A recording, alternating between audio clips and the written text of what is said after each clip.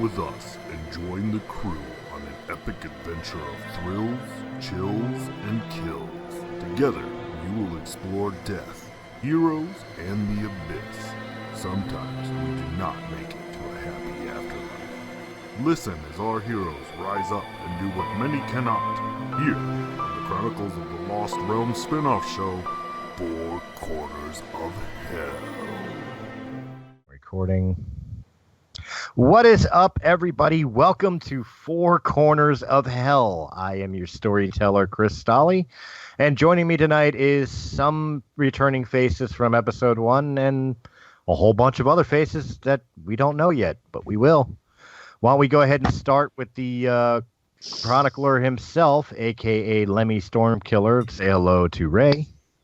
Hello, everyone. It's good to be back. The assassin with the legs for days, Miss Valhalla Windmeadow. Hello, boys and ladies. Especially the ladies. And speaking of ladies, the man with the dress and a bottle of scotch, Mr. Melwood. Wearing pants, you stupid fool. And, of course, we have a couple new characters. I can't reveal their character names yet, but we will go ahead and introduce the players. That would be Miss Busy.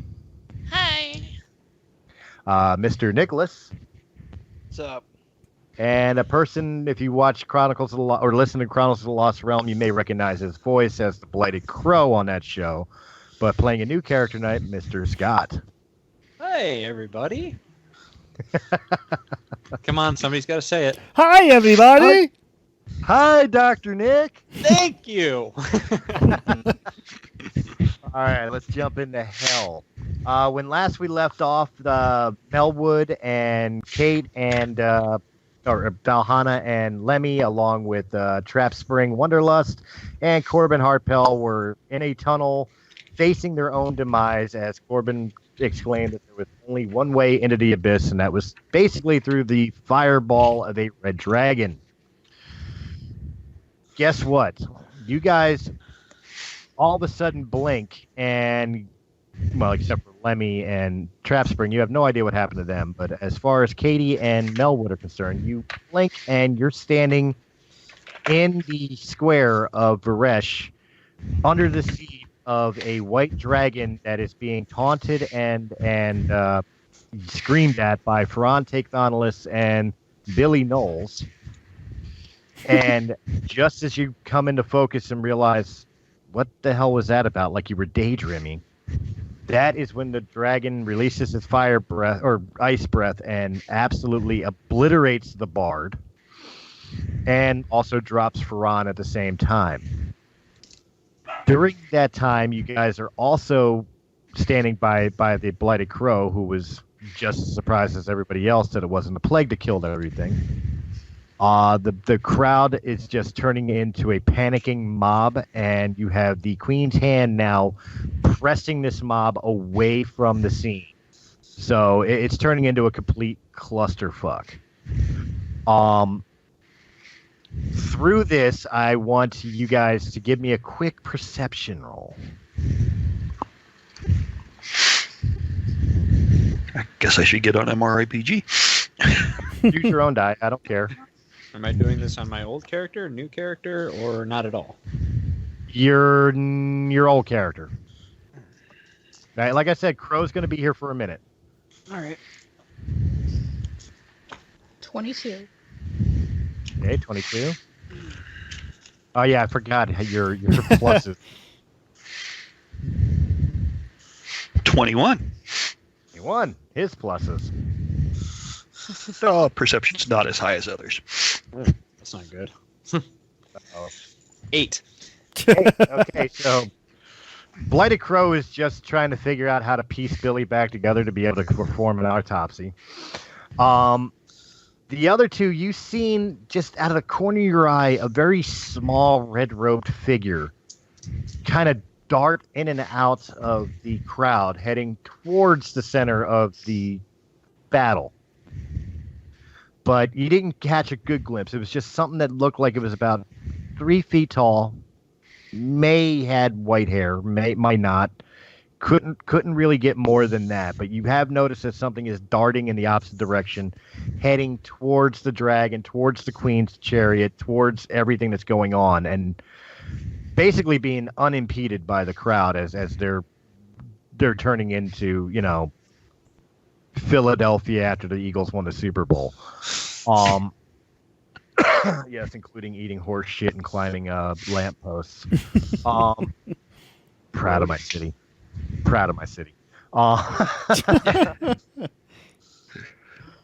This scene is taking our new characters completely by surprise. Guys, now is the time to go ahead and introduce your characters and what your characters look like and how they're perceiving this scene of watching a Drow Ranger and a Bard get completely obliterated by what was standing as a Queen's Hand captain that turned into a white dragon, who plucked an old witch out of a dancing hut with chicken legs, and the queen's chariot being right off to the side, but no sign of the queen because of the fact of everything going on.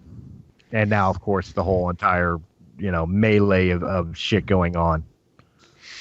Go ahead. We'll start with Busy. Okay. In the crowd, there's a gray, short for a drow, but drow-looking woman, and she's very intrigued by what's going on, and she looks like she wants to dart forward, but she seems to be waiting on her companion. Okay, and her companion. Standing next to the little drow-looking female is a human wearing just kind of robes, not really any armor, just basic clothing, black hair with gray streaks, and a pair of long swords, and just kind of eyeing the scene, wondering what the hell is going on, and just keeping an eye on his companion, making sure that neither one of them is in any immediate danger. All right. Now that we've had those introductions, don't worry, Scott, you'll get yours in a minute. Oh, okay. I want everybody again to make another perception roll. Score high. Nope. 11. 21. 21, of course. Oh, wrong. 22. 22. Okay. Only 19 this time. Only 19. Only. I'll say even Nicholas notices here. Okay. You guys start noticing the crowd as it's dispersing and everything's going on. Even the flapping of the white dragon's wings seem to be slowing. You're moving in normal time, doing whatever you're doing, trying to avoid people bumping into you and staying out of the way of things flying all over the place and women screaming for their children. But you notice that it seems like everything is slowing down and crawling to finally, what everybody else would finally perceive, is everything just grinds to a halt. And you notice that nobody's moving. Nobody makes a sound. The dragon is stuck in midair, wings extended, but not flapping. Nobody seems to even be breathing or moving. Boy, is the dragon going to be pissed. In fact, the only ones that you see moving are yourselves. And you could perceive across the way the fact, like for the new characters, you could see over and see a mage and an elf warrior and a guy in a crow mask still moving, but nobody else, except for over by the bodies of the two warriors who went down to the dragon's breath. You see Ray. Ray. That's your introduction to a certain character, Ray. So a short little 3-foot tall man with a balding head and long white hair. He's got like a cul-de-sac going on.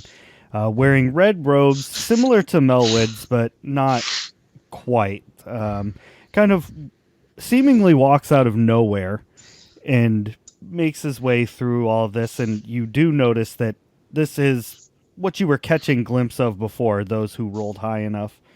And as he approaches the center of the chaos and incarnate, you see he has a rather troubled look upon his face, and most notably, he's kind of looking at Billy, who is now just chunks of ice, pretty much. Picks up an ear, smiles and shakes his head and drops it back down. He's kind of... Oh my. Oh no. This is just... Oh, this will never do. This is not at all what was meant to happen. Oh, where did I go wrong? And he kind of looks around to all of you that are still moving. And he says, bringing you all here was meant to heal the Lost Realm. And put it back on course. Put it back in the timeline. Not sunder it farther. I see now that I was mistaken. There's nothing that can be done except to restart the flow. I must change the future. That's it. I'll send all of you somewhere safe. And there you can recover. You must regain your strength. You must gain power. And together, you can come back and save this realm from what ails it. The plague. The queen. Oh, save the Baba plague. Yaga. Oh, yes. Yes, the plague is a very real thing. And it's all because of you. Because of me? I didn't start the plague. I have no time to explain to you the details and intricacies of my inner workings. But that is exactly what we must do. And I know just the place to send you. Ah, yes, to the Dwarven City. There's 2 people there that could very much help you. I shall send you to them. In fact, I do believe their chieftain has just sent them looking for you, so this will be splendid. Very well. Could we bring my patient here? Oh, the frozen, bard? The frozen one. Unfortunately, I think there is nothing more that can be done for him. I must Although, study him. and he reaches over and grabs the cloak of Baba Yaga that Billy was wearing. And when he does so, it changes from ice back to the normal cloak. And he folds it up nicely as he walks over to the doctor and kind of just pushes it into your chest. Here, take this as a memento. As I'm watching this, I go from bouncing on my feet, excited, at the scene, to, Ollie, are you seeing this? Yes. I'm not quite sure what exactly is going on. The forces at work here are unknown to me. I advise caution as we proceed. He lets go of the cloak that he's trying to push off on the doctor and spins around to look at Ollie, was it? Oliver. Yeah, Oliver, yeah. He spins around, touches his nose twice, the side of it, and points it at you, and he says, Proceed! Proceed exactly! And he snaps his fingers, and when he does, you all, like the world around you becomes a high-speed blur of just color and smell and sight and sound. It's like you're traveling through space and time. Step in real quick as the world is fading away in Varesh. From one of the doorways of a bakery pops out Scott. Oh, all right. Be eating bread. He's got like 2 arms of baguettes. He does have a tray of muffins. Baguettes. Out steps a very large half-orc. Green skin, very beautiful blue eyes, black hair, 6'7", muscles upon muscles, veiny, looks actually pretty happy with himself. Completely covered head to toe in flour. But Nice. he steps out and he sees what your character sees is you see that outside of a couple people, everything is kind of frozen in time, and now the world is kind of melting away before you as you're standing there in your apron, flour-covered apron, and holding a tray of muffins that you just finished baking. What is your reaction to what you see? Oh my, who's going to have my muffins?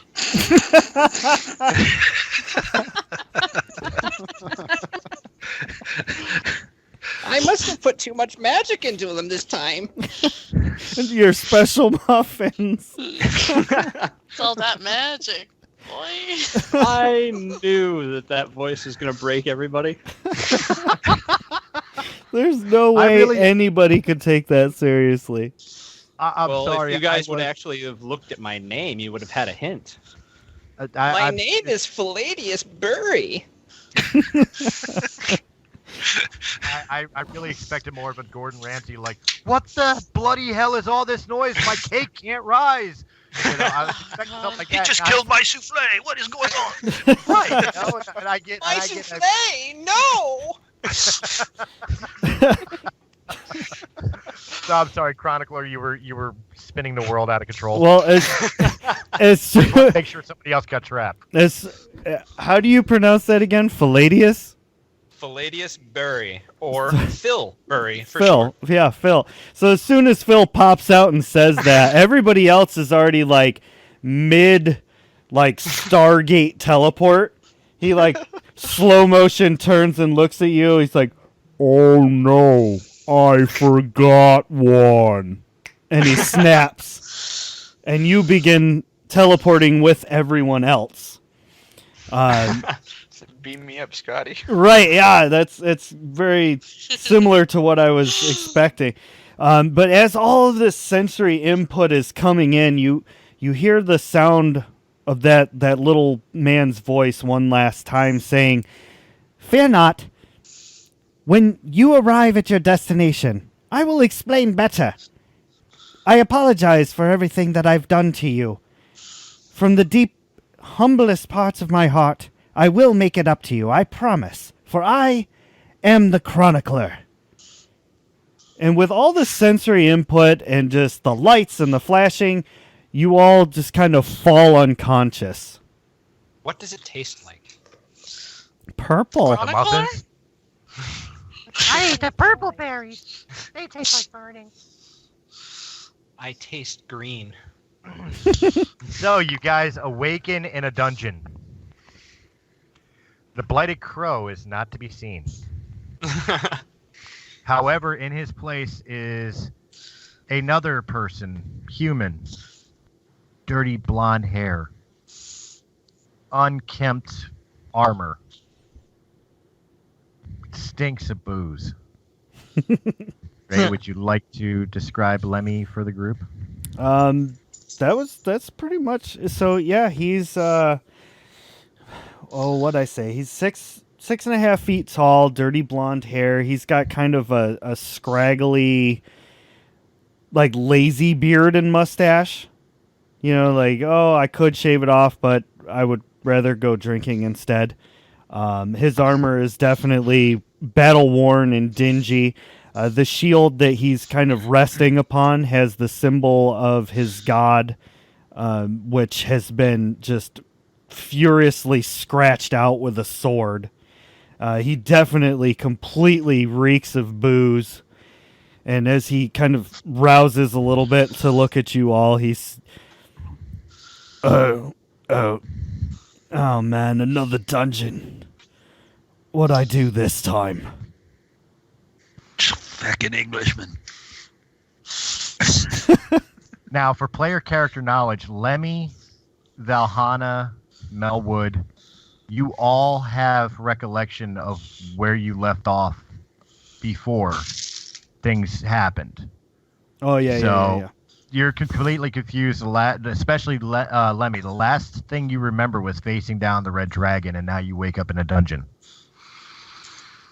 Valhalla and Melwood are completely clusterfuck confused because they were facing the dragon, then they were in the town square of Baresh facing the white dragon, and now they're disappear after a little froggy guy with a red robe snapped his fingers. Everybody else just has no clue what the hell's going on. But as you guys look around in the dungeon, you notice that there are chains up on the walls, some torture devices, and you see two bodies. Actually, one chained to the wall and another one connected to a flayer's X. You know, the where you would strap up the arms and legs and flay a man alive or whatever. Melwood, Lemmy, and Valhalla, please give me a perception roll as you look at those bodies. Oh my, a dungeon. Whatever did I do to be here? At least I still have my muffins. You don't have your muffins. I was wanting a What muffin. happened to my muffins? Lemmy's wiping crumbs off of his beard. I got a 12. Oh, Katie's still wiping the magic dust out of her eyes that the Chronicler used on her. She's not really perceiving it. However, Joe sees it, and Chronicler, Chronicler. Lemmy, we're waiting on you. Yeah, I am trying to find Lemmy the character sheet. Lemmy, the quest for more money. Yeah. D20. Bear with us, guys. It's only episode 2. It's growing pains. D20 plus. Come on, no whammy. No whammy. While this comes up, Lemmy looks directly at Millwood. You smell like dragon's breath. But can you tell me which color?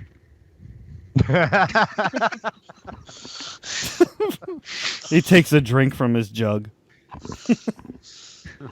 Yeah, I don't. We're just gonna go with that. Burp. There have been 2 in the last 5 minutes. Okay. Joe and Ray, you realize that the two bodies, the one that's on the fray rack is a tall, what seems to be human male. You could tell he had long hair and he wore blue robes and what looks like it was trimmed out in stars and moons. And torched alive. No. And over on the wall, chained to the wall, is about a 2.5 foot, almost like a child. You can't really tell because it's been torn apart a lot. Like it just looks like a sack of meat in a shiny armor with an emblem of a hoop pack. Man, Trap Spring and Wizard Guy. Oh my gosh. Corbin.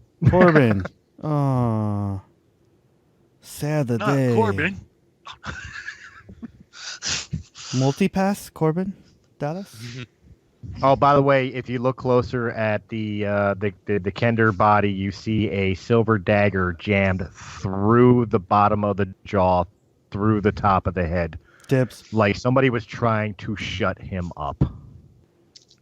Well, he was a kinder. Right? Well, I'm going to go check on them, because they may have special equipment that needs to be, recovered and protected for their family's sake. In the honor, Like the silver dagger. yeah, I was gonna say, in the honor of our Kender friend, it seems only responsible that we take the dagger. Well, you take the dagger, and just for special purposes, Melwood, you notice down in the hand a ring that you had lost at Corbin's estate when you first arrived in Kryn. Dibs. When you shook hands with Trap Spring. I'll have to reclaim that. Make sure it goes to its next of kin. That's right. We have to protect these things. And by the way, where's my feckin' genie? You don't have a feckin' genie. Yes, you do. Yes. Damn, yes, you do. Not here, he don't. Yeah, he's not here. As a matter of fact, you and Valhalla both feel very much like you're disconnected from a lot of things that you normally felt comfortable with, like the ever watchful eye of the Raven Queen. You know, you almost, the best way I could describe it is most of you could almost feel sympathetic to Lemmy right now and how he feels like his god is no longer with him. Like all of you really feel that absence of a higher power that would guide you and help you. In fact, this place is very heavy with despair and emptiness. Just a very, very hollow feeling. You look around, it's all dark gray stone, splattered with old blood and mold and mildew, water running on the floor, an overfilled chamber pot in a corner, metal bars off to the side, which is how you were, brought in. Beyond that, you see one solitary torch, which gives very, very low light. You hear screams and mutters and muffled curses in the background and snarls, but you can't really make anything out distinctive in what's going on. Is there anyone crying? Me. There's many people crying. Lemmy. Okay, so I'm just gonna, whoever's crying, I'm gonna be like right next to them, just staring them down. There's nobody in this chamber with you. It's just your crew. Oh, well then I'm going to be looking for whatever's crying, because I have that curse where if a creature is crying, I feel magically attracted to it. Okay, well you walk up to the metal bars, but you can't get much farther. I stare down the hallway distantly, so lost. You only see about 10 feet illuminated from the torch, and then pitch black beyond. So sad. Can somebody tell me what's going on? I can't even with that voice. One minute I'm baking, bringing out my muffins to sell, and the next thing I know I'm here and I have no muffins. I'm It's getting almost a like little you're upset. Well, I don't know. I walk over to whoever was looking at the silver dagger in the child-like dead body. Okay. Yeah. And I'm like, did you know them? Oh, that would be me, Millwood. Distantly. More from reputation. I can bring them back, but they won't be the same. Oof. That's never a good idea. Me, wizard, no, that's never a good idea. It's always a good idea. And I walk back over to Oliver. I did that with a cat once. Nice Pet reference. cemetery in here. As she walks back over to me, I'll just kind of eye her as she walks back up and be like, be careful how much you reveal to these people. We do not know them, and we find ourselves in strange circumstances with stranger people. Hey, who do you call it strange over there in English? Ooh. This one, he seems very angry. They made me spill my scotch. You don't have any scotch. No! The flasks are gone? In fact, all of your personal belongings are gone. Oh, well, that's Do I- lame. Do I still have my Magic staff? stuff, like You do not have anything.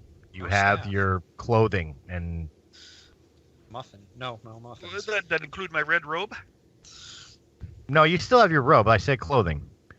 You don't have any of your weapons. You don't have any of your spell components. You don't have any of your alcohol. You don't have your travel packs with food or water or supplies. No This would have torches. been a good thing to notice at the beginning. Yeah. This- Right. So, let So, me including rings and that type of thing. So I have no magic with me. Ooh. Lemmy, now noticing that his alcohol is gone, immediately walks to Melwood as fast as possible because he's the only one who can relate. puts his hands on the sides of his face and very solemnly gets closer and says, "We have to get out of here now." We need to find a still. I can feel the alcohol leaving my bloodstream. As you guys are arguing about that, you hear distantly what sounds like really wet footsteps in thick mud. Just kind of walking through the hall. And with it, you hear very distantly a type breathing as it gets closer and closer to your guys' cell. I have a bad feeling about this. Somebody play dead. Somebody play dead. Did you say that out loud? Die. Oh. So, If you say play dead out loud, I just drop down dead. somebody, Did you do that? somebody I'm just play gonna kinda dead. Look at you and roll my eyes. I cast prestidigitation on her to make her stink. I'm just gonna draw my robes and whatever around me and kind of walk off to the side. We'll run over to the bars. Hey, there's a dead body in here. Somebody died. Come on, come get them. It really stinks. So you guys are screaming. You guys are screaming all this out as to what's walking in the hallway. Yeah, You're Like- making that much of a ruckus. like trying to get the attention of the guard, because I assume that's what it is. Hey, I'm going to study this ring and figure out what it does, because it may be our only chance. You would. Slink into the shadows in a corner somewhere with my robes drawn around me. So, as Melwood is like staring at a ring, but trying to keep it conspicuous from whatever may appear around that corner, and everybody else is just acting like the end of Jaws 2, where they're jumping on the boat like, hey, help us! There's dead things over here. All of a sudden, you see turning around a corner what's cloaked in absolute blackest cloak you've ever seen. However, you can see that it is dripping wet, but it is not wet with water. It's wet with blood, just oozing off of every inch of it. And as the hooded figure turns to look at you, you see your own worst fears realized in the emptiness of the cowl. Well, forget everything I just said. In a whispering voice that you almost hear in your head more than actually hear out loud, you hear a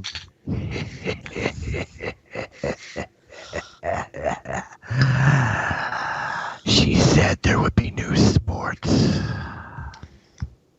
Welcome. As he says that, you hear a click of a lock to the gate. Oh, hey, there we go. And as you hear the click to the lock, you hear again the voice in your head. Welcome to the first level. She awaits you at the 600th level. Good luck.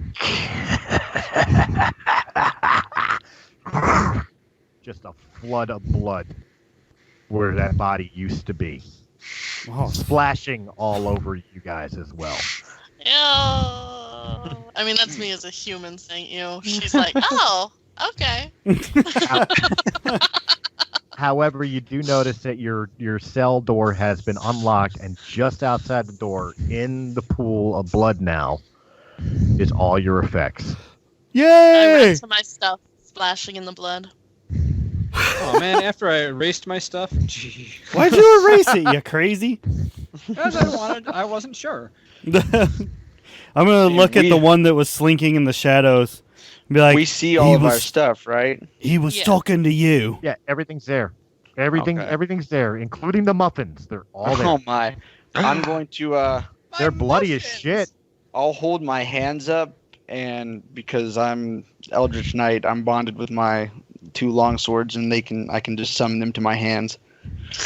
Fair enough. And I'll just summon them to my hands and then put them back onto my belt. These are the long swords you are looking for. As you guys are gathering your belongings, you realize that all of a sudden down the hallway, torches just start self-igniting. And you see that for a good 300 yards is just a straight tunnel. And about every 50 feet or so is another cage doorway, just like the one you just left. And at the end of the hallway is a giant metal door, which does have a emblazonment on it, but of course you guys are a little too far away right now to be able to make out the emblem on it. However, you do notice that that's pretty much the only way to go. You were at the end of the hallway.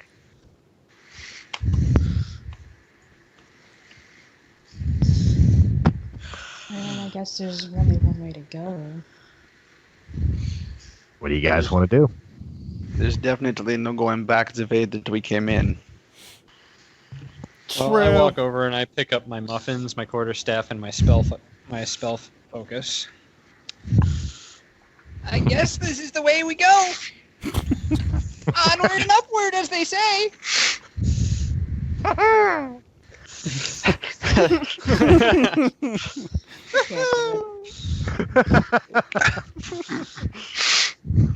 Oh my god, you got to hear this character's voice. Will. Should... And the one who made me stinky clean me up. I don't like I cast stinky. Prestidigitation again and cleaner of all her mud and whatnot and take away the stink. You want to clean the muffins up of the blood? We should eat them.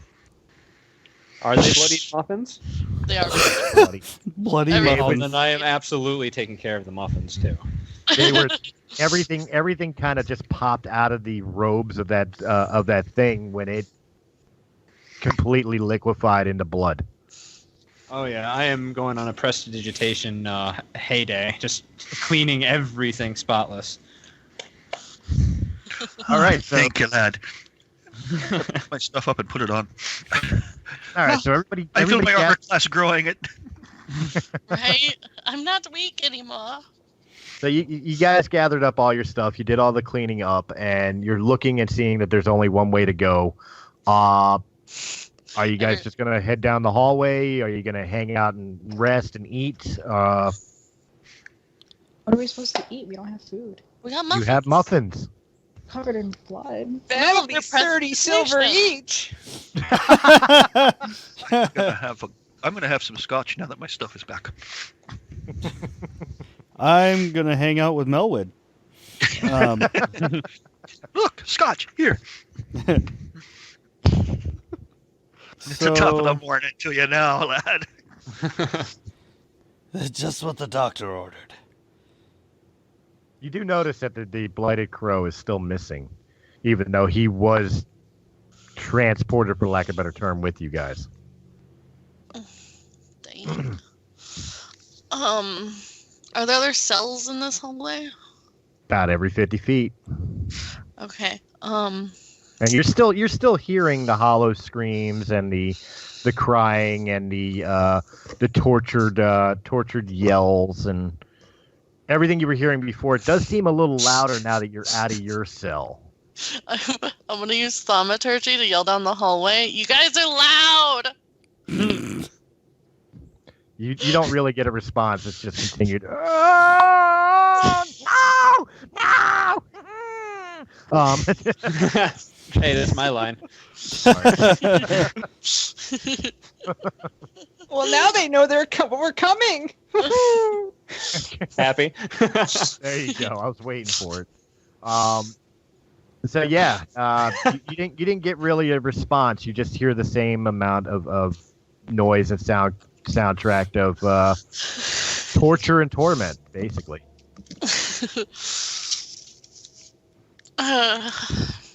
Well, And crying, a lot of crying. before all this happened, we did say we were trying to get to the abyss. I think we're finally in hell. Well, why would you bring me with you? You were a happy accident. Just like I was to my parents. My eyes get all wide and I start like jumping up and down and clapping. I'm like, Ollie, we're in hell. I am a happy person. I could think of worse places to be. This does not seem so bad so far. You haven't taken a step yet.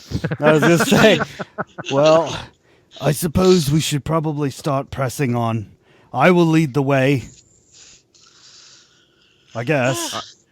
All right, so Lemmy starts tracking himself forward, and everybody else following him? Yeah. Okay. Yeah. Following, staying close to my companion. All right. You do hear and realize that your footsteps are unusually loud in this corridor and echo and reverberate off of everything. I'm gonna put my hood of my cloak of elven kind up. Okay. Saying that. Okay. You're still noisy as a bull in a china shop walking. It's almost like it's by design that this hallway just amplifies the slightest sound. It wasn't me. I'm just gonna have my robe still drawn around me with my hood to it and everything up. Just kind of walking with having my body concealed and whatnot as much as I can within my robes. That right. the one that keeps, hiding in the shadows and cloaking himself and everything. Lemmy just kind of slowly turns and looks at him and does like the two like the fingers at his eyes and then points at him. Like I'm watching you. He doesn't Not you, the other one. A different one, I think. No, Ollie. Oh, you. Definitely Ollie. I noticed that he does that, but I don't respond to it with any kind of emotion or physical, gesture or anything. Even more reason to not trust him. I notice it, and I say, hi. He must be a robot. You guys come upon the first cell as you're walking forward and talking to each other and making gestures, which luckily are not too rude to each other. Off to the left, and Valhana, you especially notice that you hear what sounds to be a child's whimper. I was going to say, because she gets a plus 47 to perception? I'm not even bothering with perception. Hey, plus 7. You guys are in a hallway that's filled with nothing but sounds and jail cells. There's nothing really to perceive. But you hear it really stands out from this cage. You hear what seems to be a little girl just whimpering, weeping harshly. Ugly crying, would you say? Like somebody stole her last muffin and she's starving, yes. Why you gotta bring in the muffins, man? Do you know the Muffin Man? Oh, I am the Muffin Man. All right. Say it in the voice. I am the Muffin Man. Yes. Oh my god. Gotta get them. You know the Muffin Man, the Muffin Man, the Muffin Man. Gotta get them Are you- Muffies boys. Are you actually singing that in the hallway? Sure. Oh my god. They're like, I start singing along, barely knowing the words, so I'm a little off. is there like lava that I can push him into? Could make some. So as you guys turn to the crying sound, you see that the bars to the cell are just like the ones you were in. However, it is pitch black inside that cell. You can't make out anything inside, except for the sound of a little girl crying harshly. Even if we have dark vision? Even it's an impenetrable darkness. You can't see inside of it. It's advanced darkness. No, it- I cast magic missile. You can't cast magic missile at the darkness. Can No. I open Really? the gate? Melwood. Melwood, we need some fire. Yes. What? Do you We need a n- light spell? Yes, we need fire. I don't have one. Your speciality. Firebolt. I don't. Oh, I have a firebolt. I can I fire. have sacred I can do that. flame. I can do that too. I'll put a firebolt towards the ceiling into there. I will do the same. No. Oh, we I brought the will whole do sacred frickin' ceiling flame. down on her. Okay, so three of you cast fire bolts at the ceiling of the gel cell. Well, mine's sacred flame, but yeah. Oh, sacred flame. Okay. Well, you know, As- Elwood's gonna hold back if he sees everybody else gesturing and talking. Okay. All right. So one sacred flame, one fire bolt. As you release your spell, it illuminates the hallway and heads towards the cell. And as soon as it crosses the threshold of the bars, it's gone. Well, we tried. Seems But like the spell magic would work. The spell magic? Dispel spell. magic. What I spell don't have magic? it prepared though. I'm sorry. Well, you're lucky. I will cast a dispel magic at the cell, at the darkness. I knew I liked you. Make You haven't seen me make in an- combat yet. Make an insight check before you do. Uh-oh. Get back over to that. I don't think I've ever heard of the spell magic. It's a wonderful spell.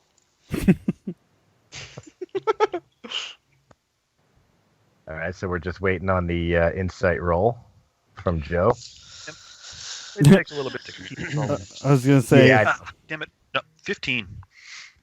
That's good enough for you to really kind of get a like a feeling in the pit of your stomach. You Bad know idea. it's not gonna work.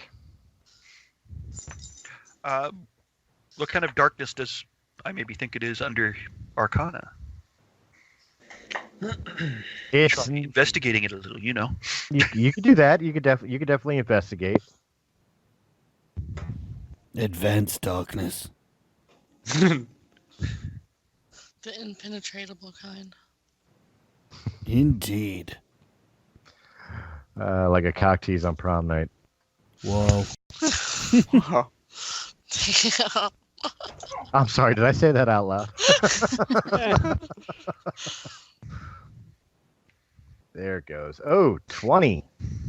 Wow, that's a good enough roll to be able to say that you investigate that dark thoroughly. You stick your nose completely into that darkness. You're sniffing around, And I'm using Arcana, and not you're using investigation. or Arcana, and you're licking your finger and sticking it to the darkness, and feeling how the wind blows, and you're taking out vials and trying to capture some of the darkness into the vials, so that way you can run some chemistry tests on it later, and you realize after a couple minutes of really being up close and personal with them bars, you have absolutely no idea why this darkness is as powerful as it is. What do you see with your magic eyes? However, what you do see out of nowhere is skeletal hands come and grab you by the face through the bars. Oh, yep, there they are. And they shall... That's a grapple attack. Oh, 19. Yeah. They have you. Armor class, man. I don't even get a chance here. No. Armor class. Armor class. You have an armor class of 20? I'm a badass wizard. I'm wearing some rings. Okay, you just escaped their grasp. Oh, and I think that dexterity of 20 probably helps too. Yeah. Good freaking God. Yeah, I think it's I'm not a time that- stupid wizard. I think it's time they die. Up there. That was really close. Ah, you- not even close. You narrowly escaped. You narrowly escaped their grasp. Oh.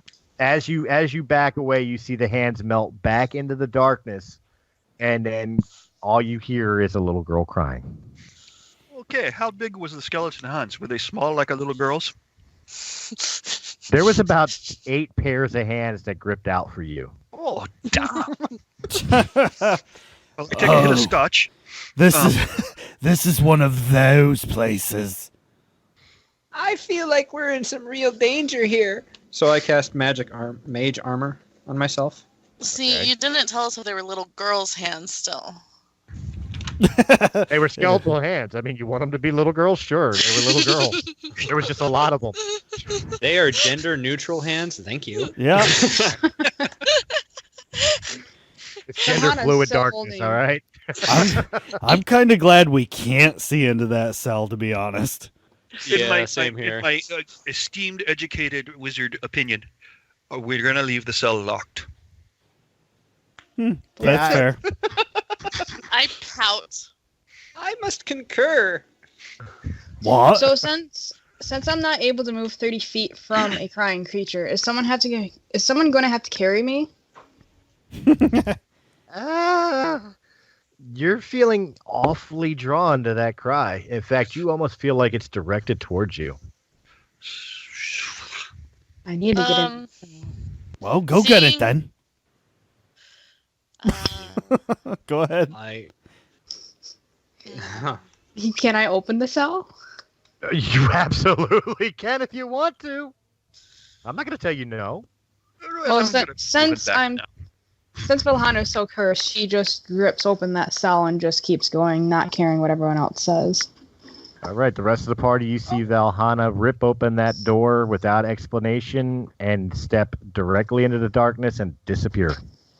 Miss, please don't. Oh, no. Lemmy starts backing up past everyone. And with that door open, A whole bunch of skeletons erupt out of it. Oh, yeah. you see Valhana's unconscious form thrown back out of the darkness against the wall in the hallway, followed by a slew of multi-gendered skeletons. She goes, Outrageous. this, And being we're fighting. right there, because I was investigating it earlier, when I see her come out, I don't have time to slam the cell shut. You So don't I'm have time to unconscious slam. now. Can I cast? Can I do channel divinity? What is channel divinity? Turn undead. As an action, you present your holy symbol and speak a prayer, censuring the undead. Each undead that you can see or hear within 30 feet of you must make a wisdom saving throw. If the creature fails its saving throw, it is turned for 1 minute or until it takes damage. So basically, it's turned around and it must move away from me. Okay. Yeah, I'm familiar with turn undead. I just didn't know the term you used. All right. Oh. All right. So you're going to do that? Yes. Also, because I'm past 5th level, I have destroy undead. So if it fails its saving throw against my turn undead feature, it is destroyed if its challenge rating is at or below half CR. All right. And what is your save roll? 16, I believe. All right. So I'm going to roll. Let's see here. There was 12 of them. So we will roll 3 times. So that way. 14. Okay, 14. We'll roll 3 times. So each group of 4. The first group of 4, 16. They pass. Second one, they fail with a 4. So, yeah, you say you're using destroy if they fail their DC? Mm-hmm. Okay, so those 4 drop, just become dust on the ground. 13, they drop and dust on the ground. And, all right, you only have 4 skeletons left, but they are not turned by your symbol. Okay. It's good And- to have a holy woman on our side. Gods are a joke. And it is now initiative, Okie dokie. which doesn't seem as exciting now that there's only 4 skeletons. I'm sorry, everyone. I'll just look at her and be like, well done, my friend. I got a 7. Well, I am very sad that I had to kill all the skeletons, so I am a 7 as well. All right.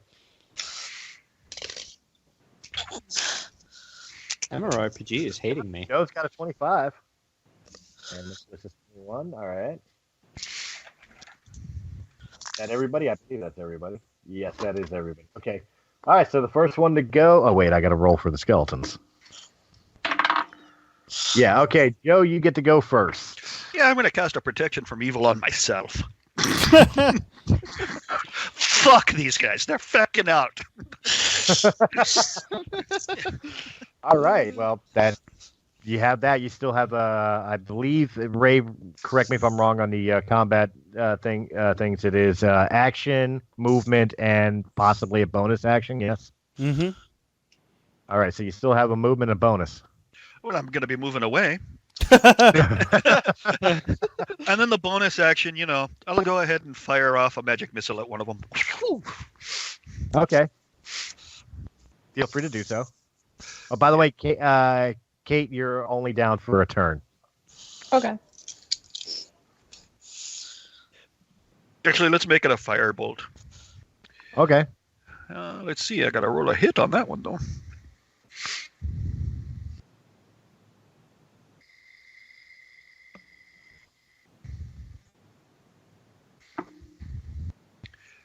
Oh, this takes forever to key in. You can use your own dice if you want. Just tell me the roll. That will hit. Oh, there it is. 16. Much better. I'm getting dice on. There you go. Yeah, just tell me what you roll. Clacks. Honor system here. I don't know. I've been really good on the other one. It just takes so long to do it. It's 2d10. Oh, that would be 17. All right. Directed at the group or just one skeleton? One. One? Okay. That skeleton takes a blast back, but he's still standing. Like, his expression doesn't change, but just his mannerisms, you could tell that kind of rocked his world pretty good. And if I'm not mistaken, it is Nicholas's turn next. All right. I am going to just raise a hand out from under my cloak and ray of frost the shit out of whatever one's closest to me. All right, roll your hit. Double check what my plus spell attack is. All right. Sorry. No problem. So it's a ranged attack to hit with the spell. Does a 25 hit? Oh, yeah, I'm pretty sure that hits. All right. Go ahead and roll your damage. 2d8s. And on a hit, it takes 2d8s, and its movement speed is reduced by 10 feet until the start of my next turn. All right, well, here's the question then. I know you said you were attacking the closest to you, but we didn't really establish who was where, so I'll take a 4-sided die since there's only 4 people. And number 1 will be the one that was already previously damaged from the fire bolt. Okay. So we'll figure out which one it was you hit. That would be number 1. He's dead. Hell yeah. His movement speed is reduced forever. Yeah, he's dead. So now there's 3 skeletons left. And let's see here. The next highest on the list, that would be Mr. Lemmy Stormkiller. Well, I'm going to run on up there and go for skeleton number 2. Okay. And attack. Ugh. Roll your attacks. 12. That just missed. Swoosh. Well, at least now I'm up front. So maybe they'll all attack me and spare everybody else. All right, so let's see who's next then. You failed me again, Torm. That would be the skeletons. So they will choose the closest target. That is them. And I'm just so everybody could see here, I'm using the bone white dice. All right, so the first one's going to attack Lemmy. with a it's white 3 like and flour. miss completely. Second one is going for a grapple on Lemmy. Again, a 3, completely fail. The third one actually pulls out a bone sword and swipes at Lemmy through his companions. What's your armor class? 19. Yeah, they hit you, but it's just a chink off the armor. Okay. No damage. Lemmy stares mortified at where he would have pulled that sword from. I'll let that be to your imagination. Mr. Barry, it is your turn. All right. I am going to run 30 feet back the way we came. There isn't any cover around, is there? No, it's a completely straight hallway. I mean, you've got your old cell. All right. That's kind of cover, but beyond that, no. There's like no nooks and crannies for you to crawl into or anything.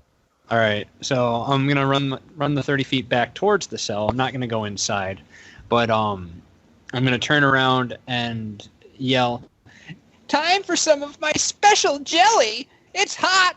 and I cast Acid Splash onto the skeletons that are 5 feet close to each other. Okay. They need to make a Dex save versus 14. Okay, so the DC is 14? Yes. All right. That would be a natural 1. Okay. See how nice I am? I could have said, "Oh, that's a save." No, it's a nat 1. All right. So one skeleton takes Lemmy is safe from this, right? 4 damage. Yeah. Okay. Yeah, it's only target of 2, and they have to be right next to each other. Oh, sweet. All right, cool. All right. So And the other one takes 5 damage. All right, they're still up, but they're kind of smoking. All right, and now we will give Katie her wake-up call. Valhana, you come to and realize that you're staring at 3 sets of boned feet. Not turned towards you, but you see 3 sets of boned feet and realize that when you walked into that darkness, you ran into a whole bunch of skeletons who proceeded to surprise knock you in the back of the head like a billy club attack and threw you out of the way for them to come rushing out after your companions. And you're seeing basically before you that it's a whole bunch of pile of dust and 3 remaining skeletons. I don't like being lied to. Can I use a sneak attack behind them with my rapier? High or low to be good? Hi. Hi. They do not know you are awake. Yes, you can use a sneak attack. Sweet. So.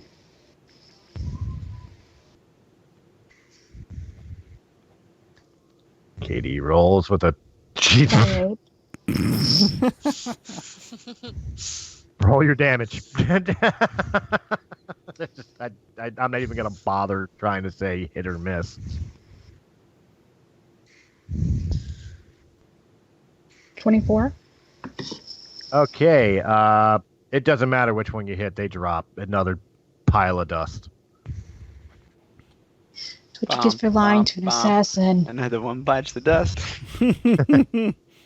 Right, there are 2 left, and we are back to the top of the order, which is... You forgot me. Oh, did I? I didn't Uh-huh. see your roll. Oh, that's right. I'm sorry you didn't roll on MRPG. What was your I was your 7. initiative? I was same as Katie. Oh, okay. Your turn. My apologies. Okay. I am going to animate one of the ones she just killed. They're dust. They're dust. They're dust. I mean, it says a pinch of bone dust. I know it says I have to choose bones. There's no bones. Yeah, the ones that are still walking around. Damn. Fine. I'm going to chill touch them, and that is my Reaper spell. So if they are within 5 feet of each other, it hits 2 of them. Oh, they're within 5 feet of each other, so go ahead, do your thing. Okay, that is a D8. Sorry. Problem. Okay. Well, first I have to roll if it hits. Does a 21 hit? A 21 hits, yeah. If they're skeletons, they don't really have an armor class. A stiff breeze hits them. Do I hit the same damage for both of them?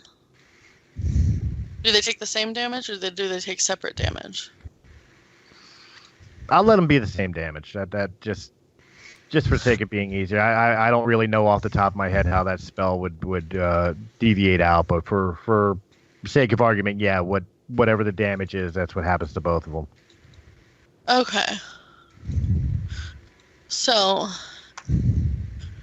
6, a ghostly skeletal hand will reach out and grab the creatures. Yeah, take 6 damage, and the hand clings to the target. Okay, so they're basically immobilized, and they took 6. Now, as this spell goes on, duration, will they continue to take damage from it, or is it just like a one-turn type deal? It's just a one-turn thing, but they have disadvantage on all attack rolls against me until the end of my next turn. Okay. And with my bonus action, can I use my hand crossbow? Sure. Okay. Does a 16 hit? Yes, it does. And I'm hitting the one that I didn't hit before. Okay. And it takes 5 damage. And then with my movement, I move behind Oliver and hide behind his robes. All right. Well, they're still very much alive, but well, relatively speaking, they're still very much alive, but very much unalive. Yeah, but they're not happy. They prefer living impaired. Thank you very much. and speaking of living impaired, Melwood, back to you. There's 2 of them left. There's 2 of them left, and they're basically gift wrapped. They're mostly dead. Yeah, we'll go ahead and hit them with a ray of frost this time. Yeah. All right, roll your hit.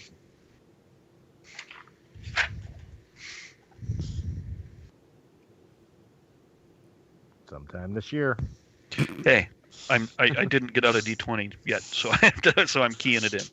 Oh no! I was talking about the app to MRPG. It was like freezing up on me. 15. That is a 15. That'll hit. Give me your damage, sir. 18. Damn, I like these dice, these D10s. And you gave this. Previously, you gave 6 damage to him, correct? No, 17. Oh, yeah, he did.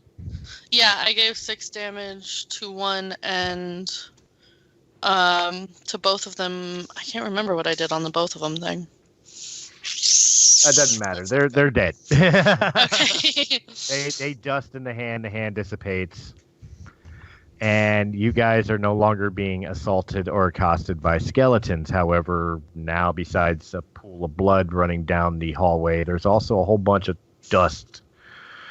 Ancient bone dust just clinging to the bottoms of the hems of your cloaks and your boots, and scrape it into a jar. That's what I'm actually going to collect some of that bone dust. So am I. That's some really wonderful stuff on it there. Oh no, I'm allergic to bone dust.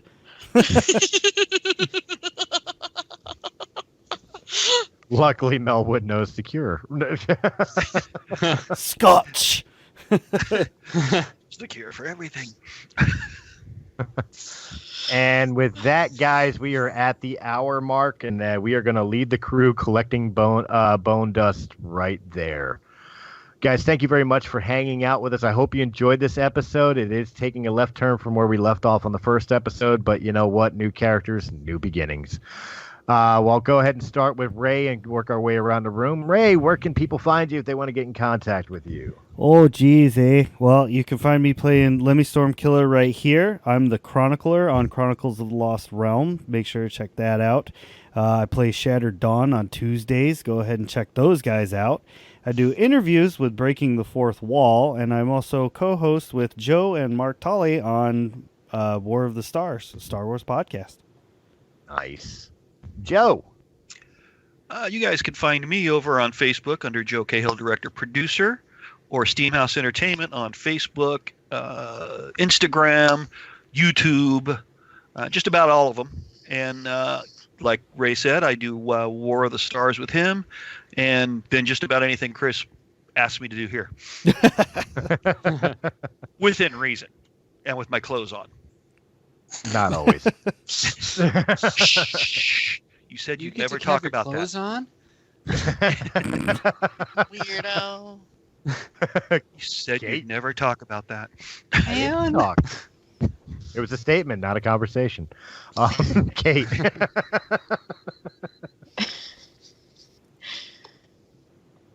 Katie? You guys, sorry, I'm like going deaf and not feeling very well. So Oh, you guys can find me here on Four Corners of Hell playing Valhana's doppelganger. Or you guys can find me on Chronicles of the Lost Realm playing Valhalla again. Scott. Well, you can find me here baking muffins. Woohoo! Or you can find me on Chronicles of the Lost Realm playing as the Bladed Crow. And of course, our newcomers. You guys, we'll start with Nicholas. If you have any way you want any fans to contact you, if you're doing anything that you would like to promote. Pretty much just playing Oliver here.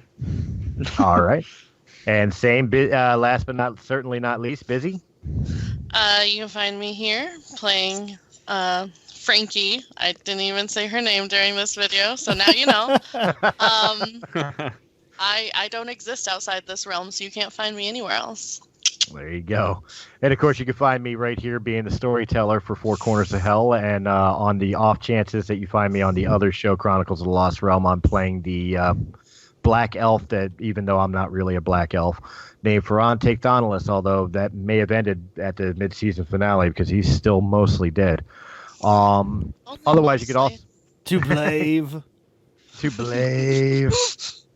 Otherwise, you can find me over at our sister channel, Realm of the Mist Entertainment, where I host Realm of the Mist podcast. I do co-hosting abilities with Breaking the Fourth Wall, doing interviews, and, of course, in a whole bunch of the other shows. And you know what, guys? If you prefer everything in the audio format rather than the video format, make sure you look up Realm of the Mist Entertainment on Anchor.fm or iTunes or wherever quality podcasts can be heard. Guys, thank you very much for hanging out with us, and we will catch you next time as we continue to check out the Four Corners of Hell. Have a good night. Bye, everybody. I'm glad I caught that right as we were...